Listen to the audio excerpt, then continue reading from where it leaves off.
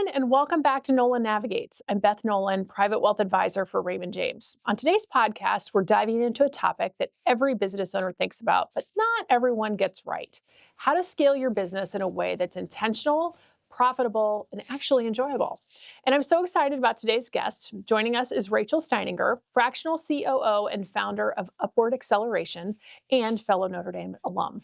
Rachel works with professional service business owners to help them build scalable systems, align their teams, and grow without burning out or losing what makes their businesses special. Rachel, welcome. Thank you, Beth. Yeah. All right, so let's talk about what scaling really means. When people hear scaling, they often think more clients, more revenue. But I know you define it a little bit differently. So tell me about your definition. Well, I like to think of scaling on a couple different levels because if we just think about more clients and more revenue, that also ends up being sometimes more problems. And for a lot of business owners that I work with, they're getting to a point where they might even want to scale back because they feel like they've been running into headache after headache. Mm. And so when we redefine scaling, looking at it on usually three different dimensions, one is, of course, things like revenue and importantly, what you keep of that revenue, so your profit. But also looking at what do you personally want out of the business as it scales? Do you want to be somebody who's working with all of these clients? You want to be in a leadership role? Looking at what you want personally. Is it more freedom? Is it the success of hitting certain milestones? That's very important. And then the third aspect, I think, when looking at scaling, is to look beyond just those numbers and revenue, but also look at what is the culture or the brand that you're taking forward. I like to call that the identity. And it's really important because as we get to a certain stage in our business, we want to look back and be proud not only of the numbers that we're reaching, but also who we are and what we Mm. represent in the marketplace to our clients as well as to our team. That's great. So, for listeners who may not be familiar, what is the role of a fractional COO? And at this stage of growth, why is it your role particularly effective for companies who are looking to scale? It's a great question. Let's start with a very basic definition of what fractional even means, Hmm. because you can find fractional COOs, CFOs, and it really is kind of a fancy word for part time. But Hmm. I look at it as a role in which I'm very embedded with the team. And so looking at being not quite a full on team member and a full employee, but somebody who's really part of that team as opposed to that outside looking in as maybe a management consultant might do. But fractional COO specifically, looking at business operations, and that is particularly in professional services where I work, is very far reaching across all different parts of the business. So operations is not just back office or administration, it's also things like how are we delivering on the promises made in sales and marketing? So that client experience. How does that relate into finances, marketing? How Hmm. does it relate into HR? All of those things are very interwoven. And so it is a many tentacled thing working on the operations side. All right, so let's talk about when does scaling work? When you're in the room with a lot of businesses during this exact phase, they've got momentum. They're proving something works, and now they're trying to move to that next level.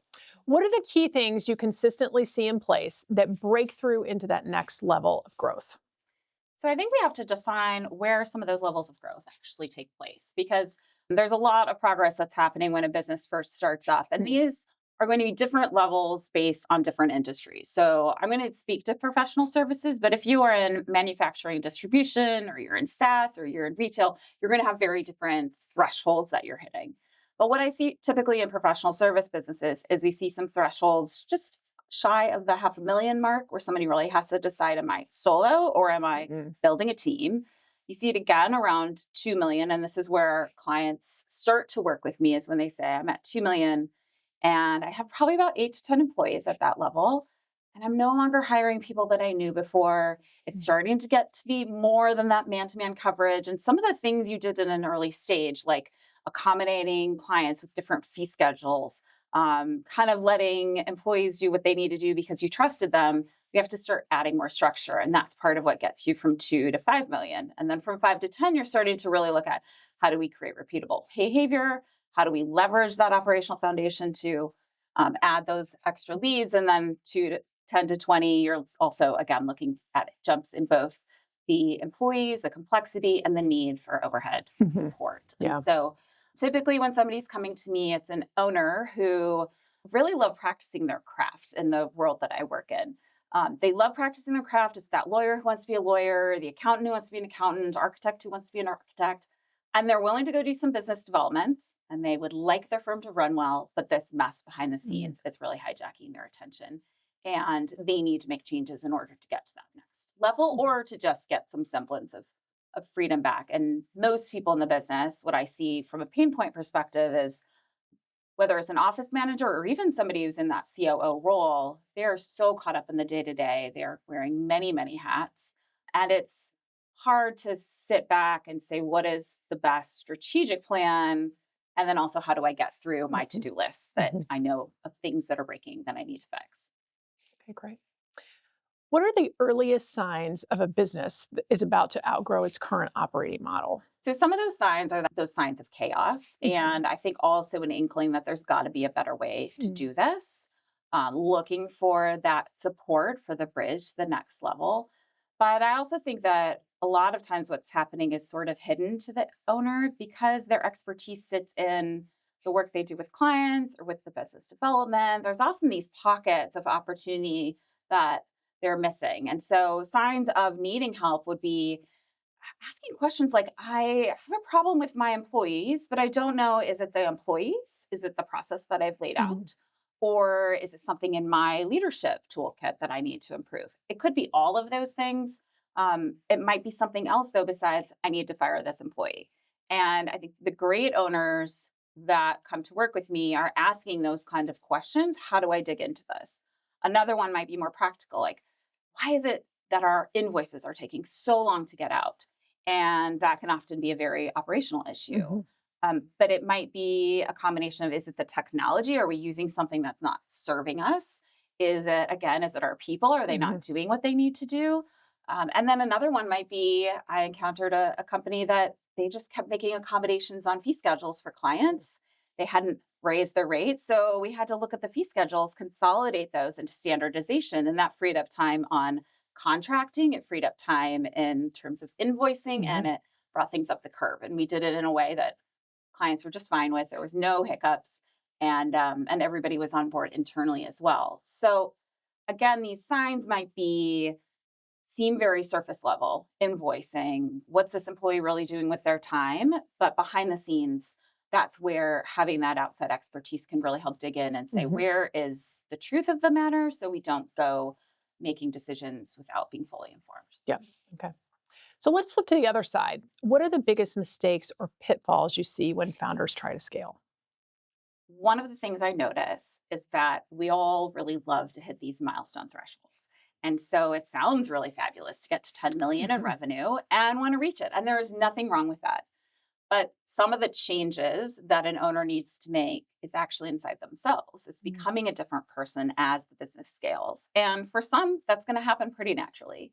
But for others, they're going to start running into roadblocks where it's okay if you want to be the $2 million a year Mhm. business and have just a close team and really enjoy that and build more freedom and flexibility into your life by creating operational improvements. So that's one, is just not necessarily expecting the amount of personal development that might be needed to Mhm. scale to these new levels. Or another one that I see commonly is, again, with the people on the team. When we first start, having generalists is great. You want those Swiss Army knives, like that office manager who's going to come in and they're just going to get right to it. They're going to figure it out and they're going to get it done. And those people are fabulous when your business is still fairly small. But as you evolve, in part, you're going to need more overhead, which means you're going to need more Mhm. margin to work with to pay for those things. And you're also going to want to get more subject matter experts in the door, Mhm. which is one of the reasons why I like fractional expertise for clients, whether it's COO, CFO, something else, is that you can get something that's very particular to your need. And a lot of times businesses have to really consider that classic phrase of what got you here might not get you there. Mhm. All right. Where do you see most founders overcomplicating things at this stage of the process? I actually don't think that's necessarily the case. Mhm. A lot of the owners, when they first come to me, are coming to me with a to-do list. Like, they see all of the issues in the business and they see all the things that they want to fix if only they could get to this to-do list. And we really have to take it up a level and look at, what is that 3 to 5 year plan? What is it that they want out of the business? Going back to what we talked Mhm. about defining scaling at the beginning, which is, you can have the metrics that you want to hit, but also what do you want for yourself and what do you want this Hmm. brand to be? And so it's not so much that they're overcomplicating it, they're looking at it on the level at which they can see it, what's most visible and what's most nagging to them. Again, that might be the perfect to do list, but we want to execute that to do list in accordance with what those goals are Hmm. because I like to think of them as the dominoes. What is that domino that Yeah. we tip over first that creates momentum in everything else?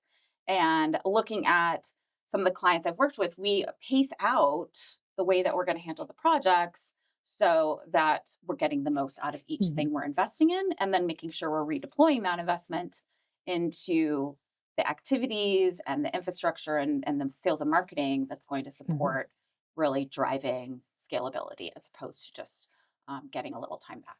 Yeah. Great. So let's talk about focus and intentionality because a lot of business owners hit a point where growth stops feeling good. So, how do you help clients scale in a way that's intentional? So, besides kind of taking that step back and looking at it, it's also about what might be called the business operating system. Probably the most infamous is the EOS or Hmm. entrepreneur's operating system. What intentionality often means or what we need is focus. Hmm. And that means saying no to some things. And I think Mm. saying no to things allows us to say yes to the things that really matter. When we look at anything from the budget that the business is setting for itself to the way the owner is allocating their time or employees are allocating their time, these are all essentially lists of priorities within the business. And if those priorities are not directed at the things that truly matter, move the needle towards those goals, we're not moving forward with intention. We're just filling our day with busy Mhm. work.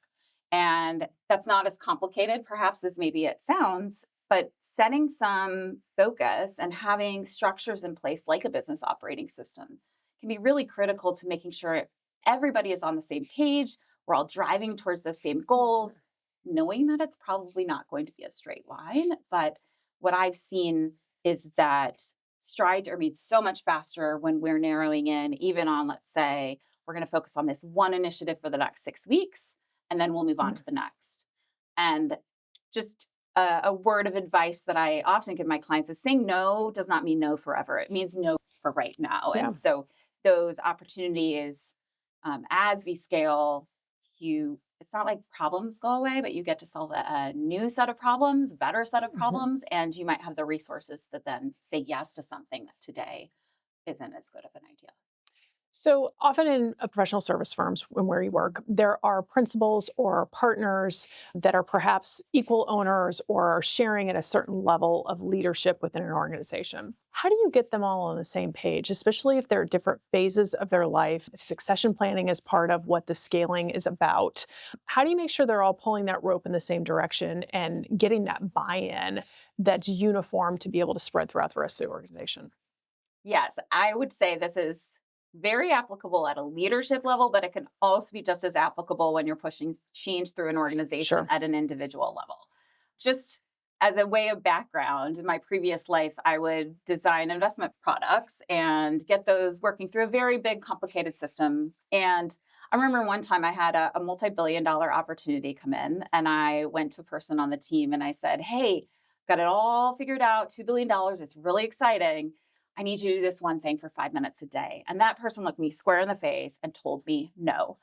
And I was upset in the moment. I'm not a Mhm. saint, but the reality is that person had a very good reason for saying no.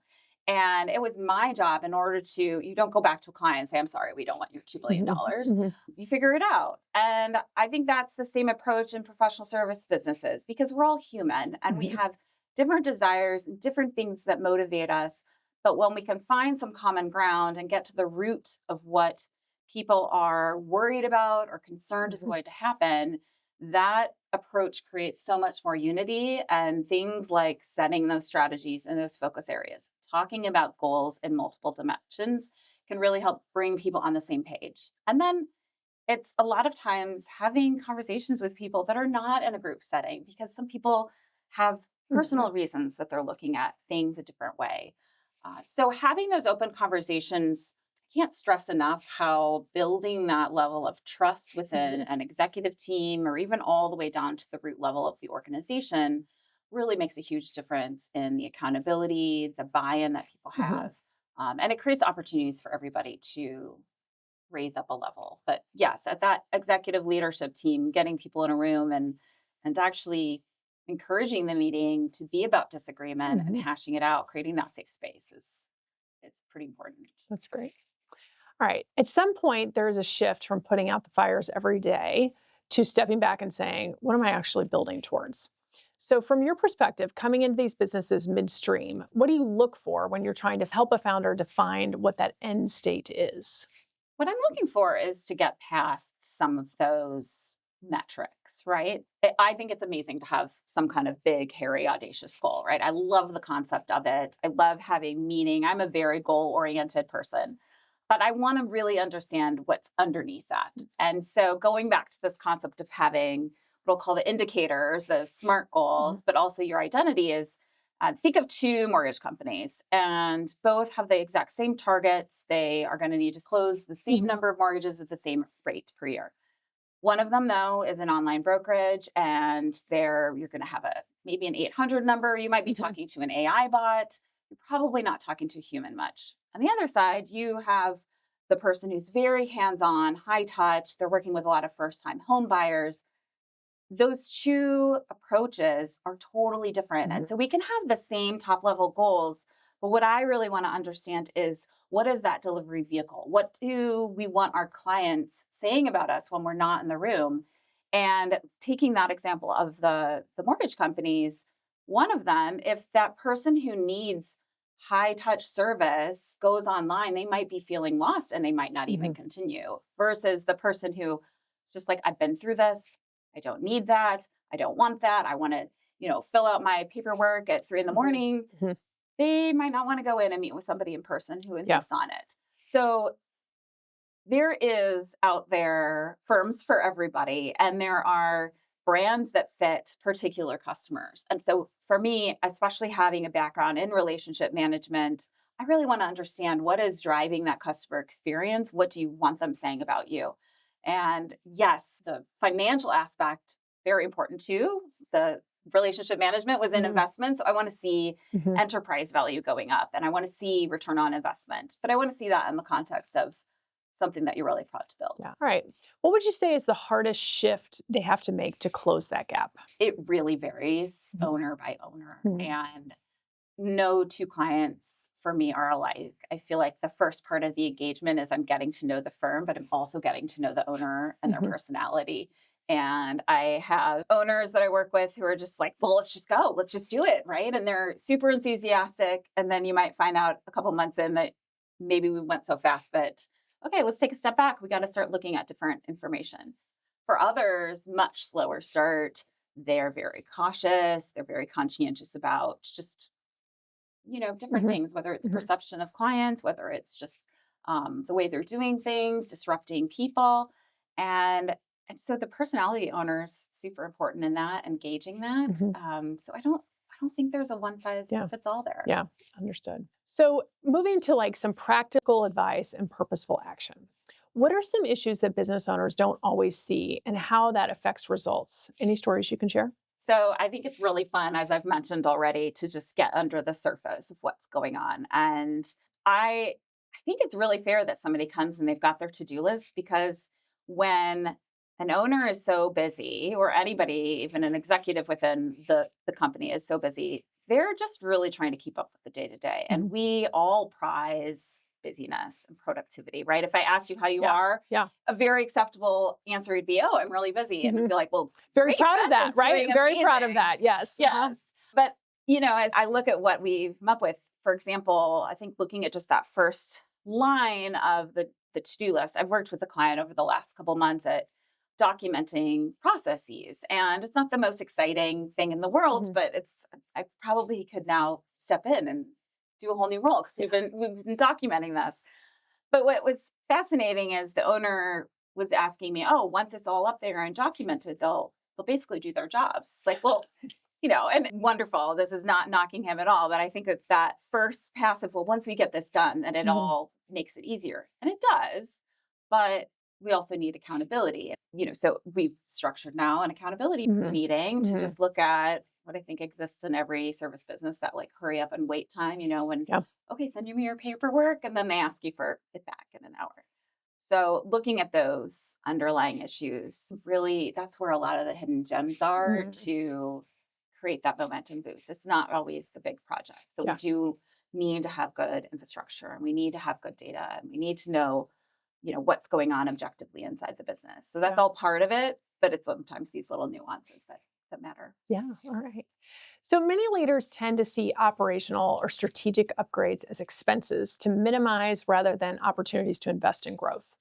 From your perspective, how can businesses reframe these upgrades as long term investments that drive value? And what impact does that shift in mindset typically have on decision making? When a business owner is looking at it as a cost play, the words that I often hear are things like, I just want more efficiency. Mm. That's probably the word I hear first.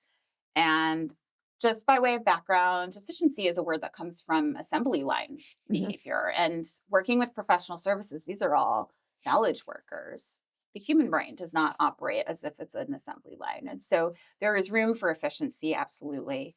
But if we look at it as a cost efficiency play, humans are great at filling their time with Mhm. things that don't matter and things that are inefficient. So it's not going to take us all the way to where we want to go. What's important when it comes from an investment standpoint is we're not just looking at revenue. So it's kind of a first order pass. And when you are in beginning stages and you just need to make payroll, Yeah. revenue is absolutely important. Cash is king. But that next layer is start looking at things like profit margins, Mhm. gross margins. How much room do you have to work with? Mhm. You have a gross margin, and that is the total revenue you bring in minus the amount it takes to deliver, not including overhead Sure. expenses. If that's 30%, you only ever get 30% to work with. You can only ever pay yourself a maximum of 30%. So we have to start looking at how do we expand those margins, Mhm. create more profit. But ultimately, we're also looking at what is that investment in the business. You're truly taking a step back and saying, if I'm going to invest in my business versus invest in, let's say, the stock market, are you going to earn more from your business? I, Mhm. I would hope so, Mhm. because you're putting time and money Yeah. into it. So a lot of business owners do look at it as just an efficiency play or a cost of doing business. But long term, some of the ways that we get things out that are not necessarily just return, because a lot of that has to do with how time is redeployed. But what about the data that you want for your business 6 to 12 months from now? A lot of the things that are going to really drive profitability when you're moving from 2 to 5, 5 to 10, 10 to 20 is the decisions that you're making. The service model has been solidified. You're continuing to have a good reputation and serve your clients.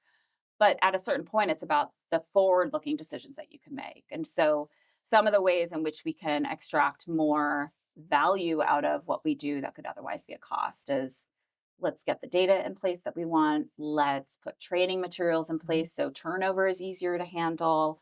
Let's also look at the structures of what we're doing or the roles that people are in so that we can keep tweaking that firm Mhm. to be better performing over Mhm. time and not just, oh, let me save this chunk of time by automating something. Yeah. All tools in the toolkit, but ultimately we're looking to drive the enterprise value and drive that overall return back to Yeah. the owner with profit. Great. Okay. All right. So before we wrap up, what would you say is one thing founders have to let go of in order to truly break through to that next level? Ah, this is such a great Mm. question. My first thought here is the word control, but it's control in a very different way than maybe the early stage business owner is used to. So often feeling in control can be answering all of the Mm. questions, being the resource to everybody, having a hand in every client relationship. And having a hand in everything going on, whether it's the everything from bookkeeping Mhm. to hiring, and over time, finding people that you trust that you can delegate to and learning how to delegate. Where control gets interesting is you're never truly giving up control because the people working with you should have such a great shared understanding of where the firm is going to that you can trust that they're making decisions in that regard and that they're going to come back to you for anything where Mhm. there's a question in mind of the control of where the business goes.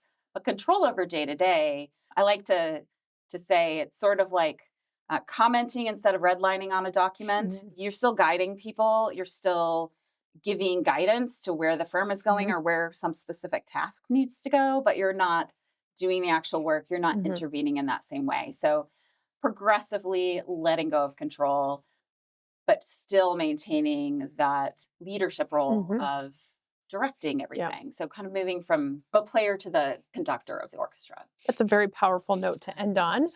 Rachel, thank you so much for sharing your insight and for helping us to think about growth in a more intentional way. This was a great discussion. Thank you, Beth. I Thanks. appreciate it. Yeah.